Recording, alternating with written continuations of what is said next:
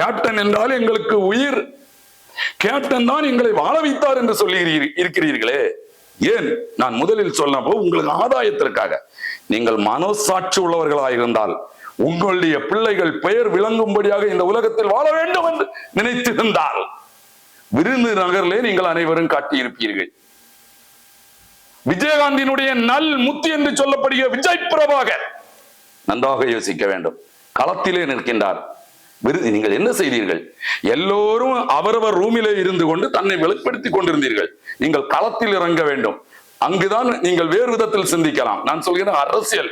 பிரபாகர் இந்த அரசியல் கட்சியை சொல்லி நீங்கள் வாக்குகளை கேட்க வேண்டாம். இதே இப்பொழுது பேட்டி கொடுக்கிறீர்களே, எங்களுடைய கற்பை காப்பாற்றினார், பெண்களுக்கு பாதுகாப்பு தந்தார், தங்க என்றுதான் அழைப்பார், அவர் இரவு தூங்க மாட்டார், எங்களை ஆகாய விமானத்தில் கலை நிகழ்ச்சிக்கு அனுப்பிவிட்டு ஆண் நடிகர்களை